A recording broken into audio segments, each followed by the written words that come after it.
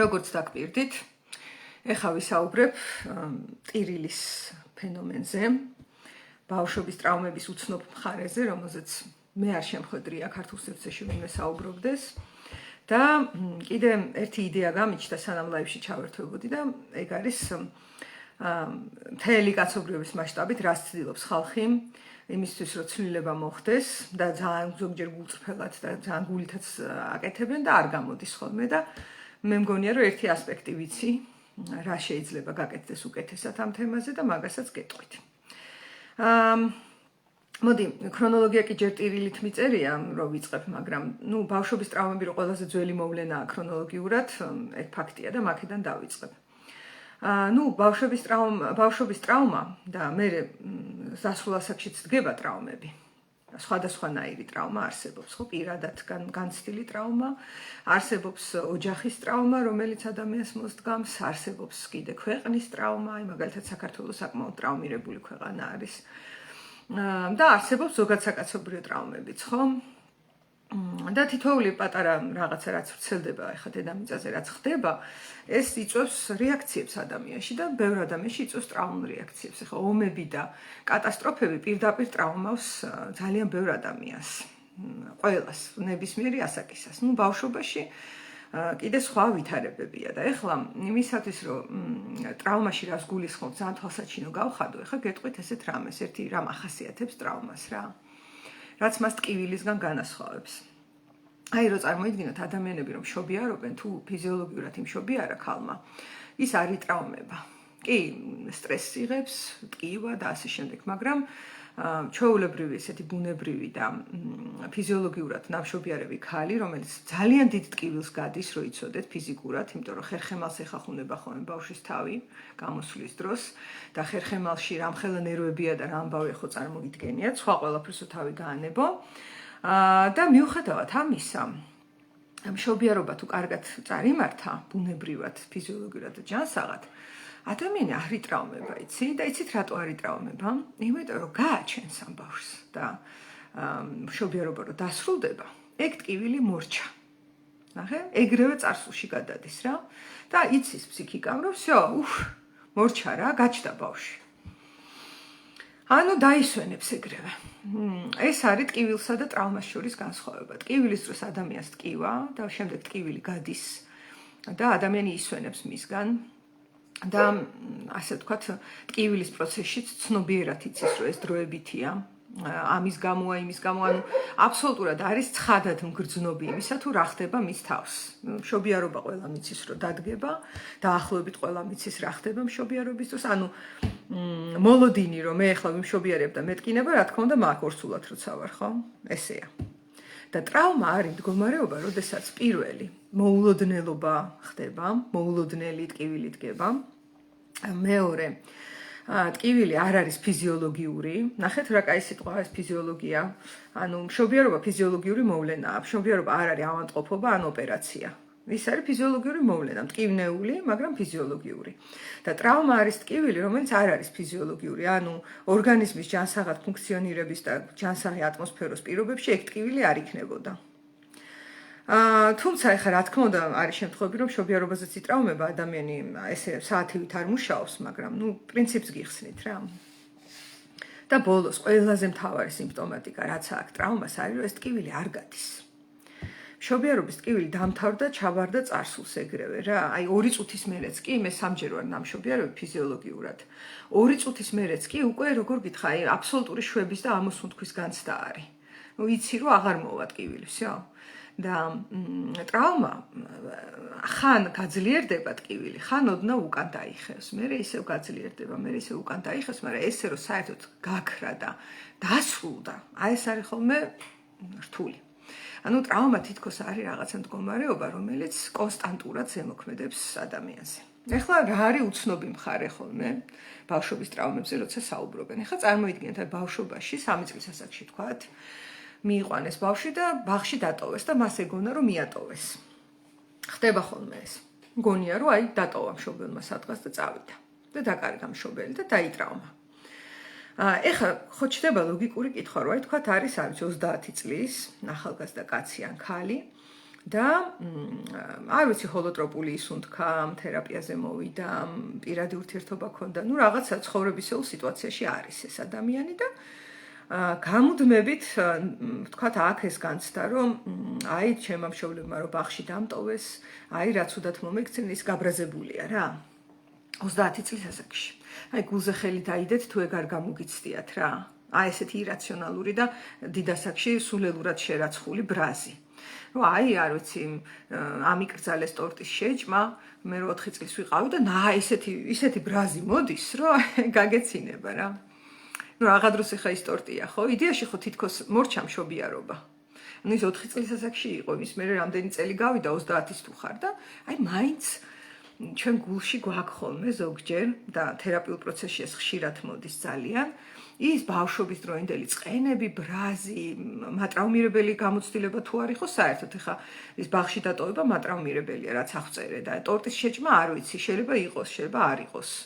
მაგრამ ყოველ შემთხვევაში ხანდახან დასულ ადამიანს აი ბრაზი მოუვა და ძალიან ესე ფეთქდება თუ არ ვიცი რა დავარქვა ემოცია. ისეთ რამეზე, რაზეც წესით რა გავიდა რა, 40 წელი გავიდა შეიძლება.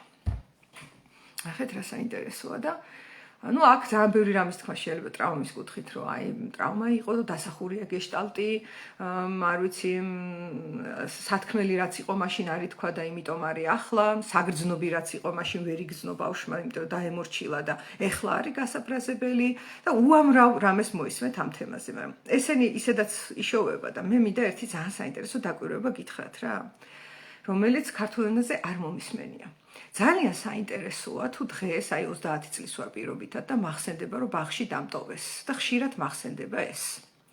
და ამაზე ვბრაზობ. ეს ძალიან საინტერესოა რომ აი ეგ მახსენდება. რა თქმა უნდა რომ სხვა ტრავმებიც მაქვს ალბათ. ჩვენი ბავშვობა ისეთი არის ხოლმე რომ სხვადასხვა რამის გამო რაღაცა ტრავმებს ჩვენ ვიღებთ. მე კი გაბორმატეს ვეთანხმები რომ ყველანი ტრავმირებულები ვართ ჯამში. ნახო და აბა რა როგორ ხდება რომ აი ეს მახსენდება და არა ის პირობითად რომ არ ვიცი დამიკეტეს კარი და ოთახიდან არ გამიშვეს. ეგეც მატრაუმირებელი იყო შეიძლება, მაგრამ რაღაცნაირად ხდება რაღაცა შერჩევითად, ანუ შერჩევას აკეთებს თითქოს ფსიქიკა, რომელი ტრავმა ამოაგდოს რა და რომელ ტრავმაზე ილაპარაკოს, იტიროს, გაბრაზდეს და ასე შემდეგ. და იცით რა კავშირშია ესა? ჩემი დაკვირვებითაც და ინგლისურ ენოვან სივრცეებში ეს მომისმენია. შესაძლოა დღეს აქ და ამჟამად, აი მაგ ტრავმას მე თვითონ ვიმეორებ ჩემი თავის მიმართ. ოღონდ ამას ვერ ვაცნობიერებ.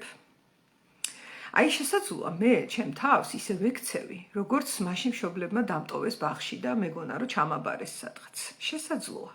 ოღონდ შეიძლება ამას ვერ ვაცნობიერებდე და ამიტომ ჩემი ფსიქიკა გაუცნობიერებელი ნაწილი ძალიან ინტენსიურად და მკაფიოდ ცდილობს, რომ აი იმ ტრავმის ესე ხშირად შეხსენებით და იმაზე ემოციით იქნება დავინახო, რომ ეხლა მე ვექცევი ჩემ თავს ასე.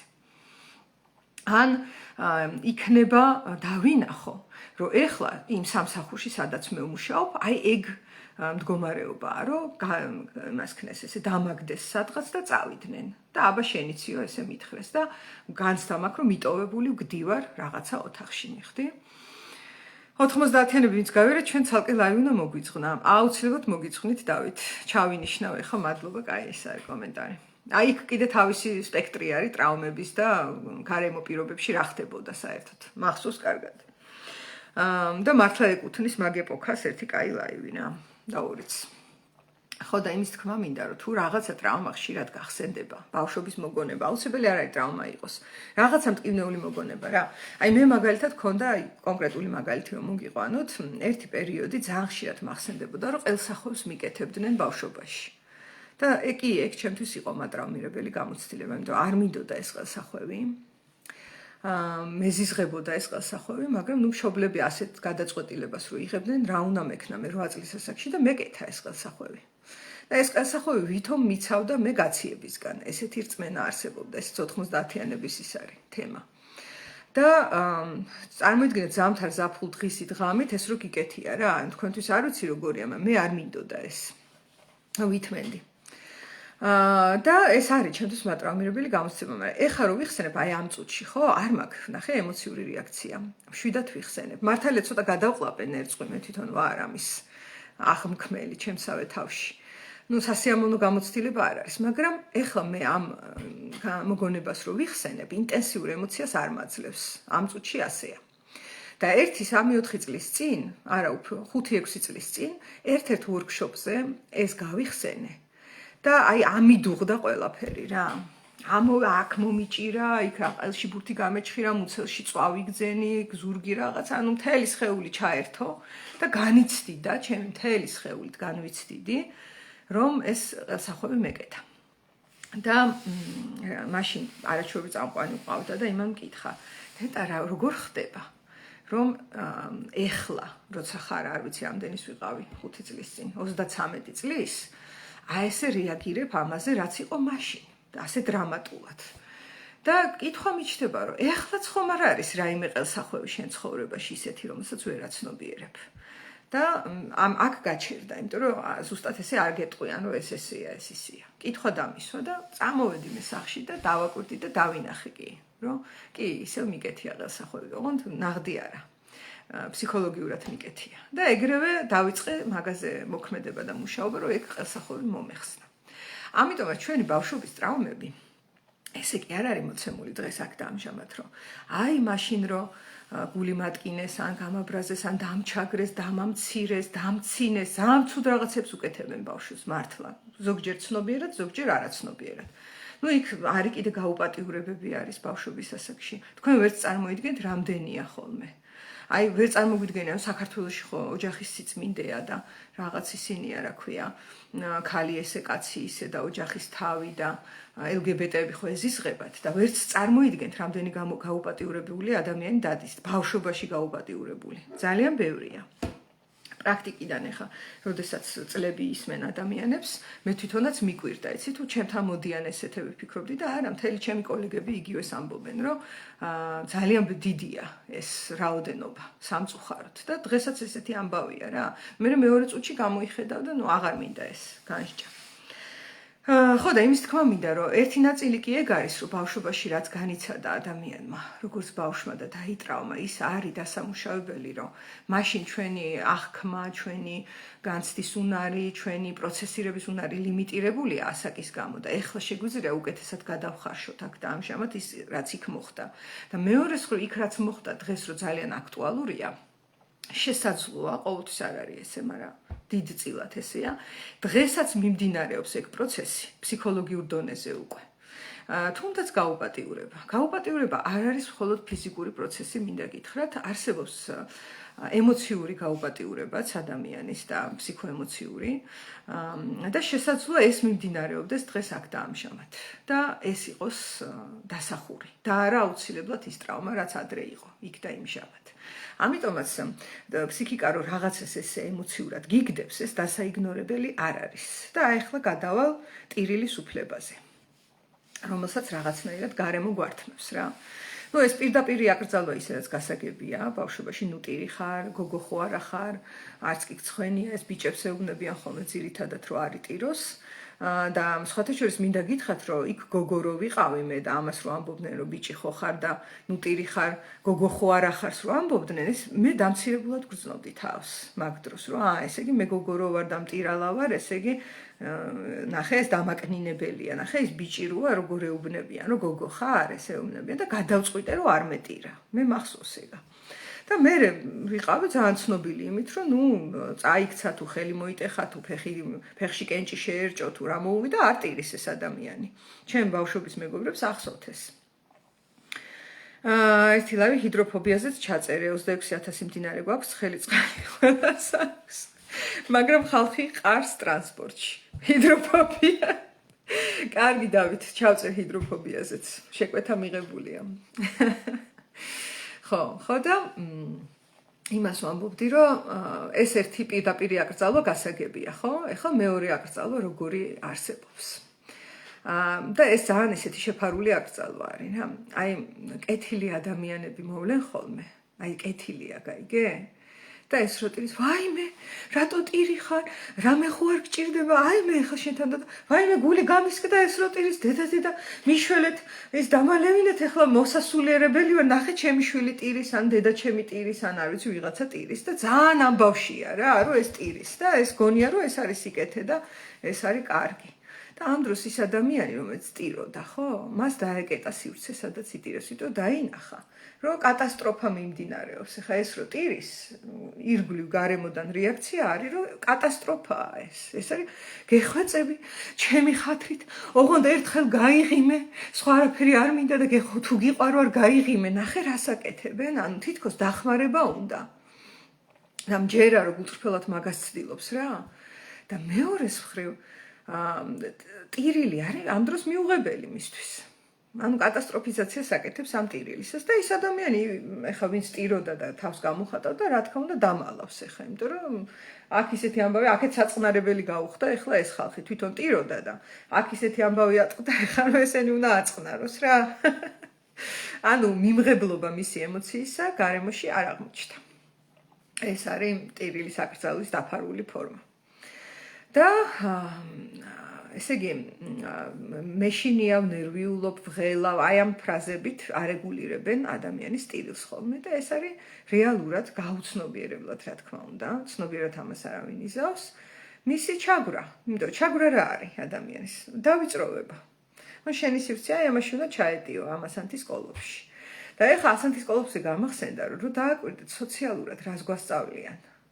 არ გვჩაგრავენ სოციალური მესიჯ ბოქსით, ნახე, კონკურენციას როცა წაახალისებენ ხოლმე, რომ აი შენ ყველაზე მაგარი უნდა იყო და აი და რაღაცები. ყველაზე მაგარი უნდა იყო, რომ გეუბნება მშობელი, უკვე ჩაგვრის მდგომარეობა არის. იმიტომ რომ ხო თითქოს გახალისებს, რომ აი შენ პირველი უნდა იყო და ყველაზე მაგარი უნდა იყო, მაგრამ გამოდის, რომ სივრცე არ არის საკმარისი ყველასთვის. მაგაში ეგრე ჩანს.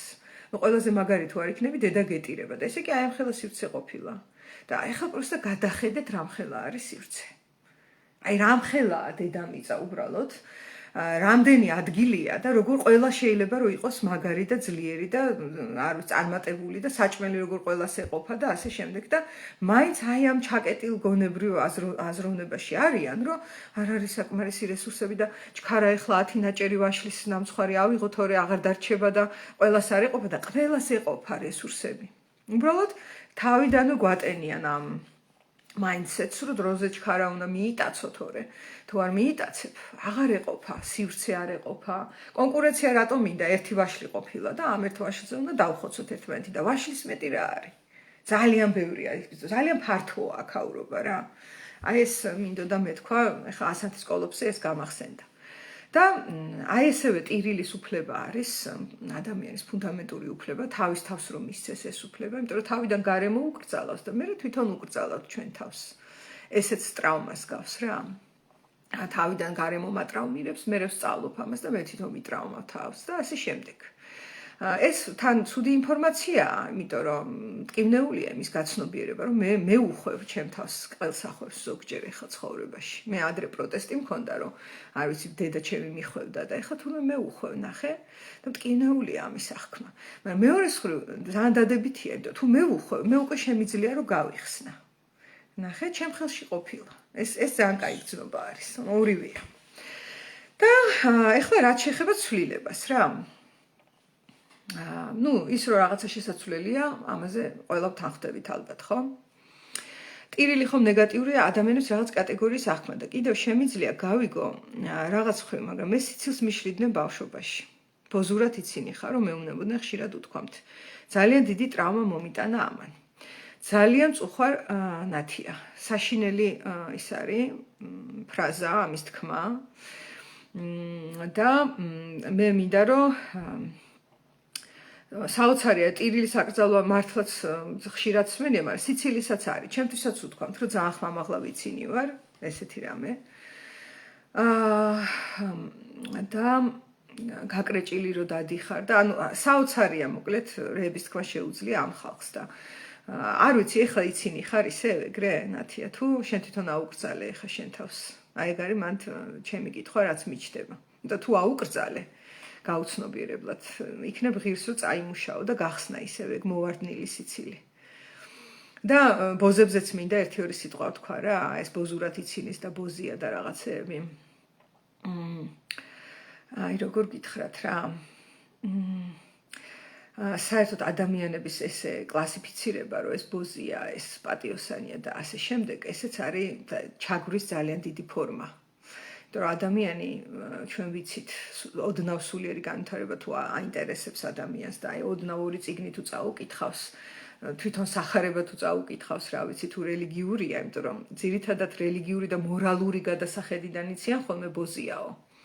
და თუ ამ მორალიდან ამოდიხარ და რელიგიიდან ამოდიხარ, აბა გადახედე იქ როგორ წერია, რომ 60-ში ეგენი შევლენ პირველები და ბოზები შევლენო და ეს ეპისკოპოსები და ვიღაცებიო ჯოჯოხეთის ყველაზე ღრმა სივრცეში იქნებიან. ხო, იქ ესე არის დანახული.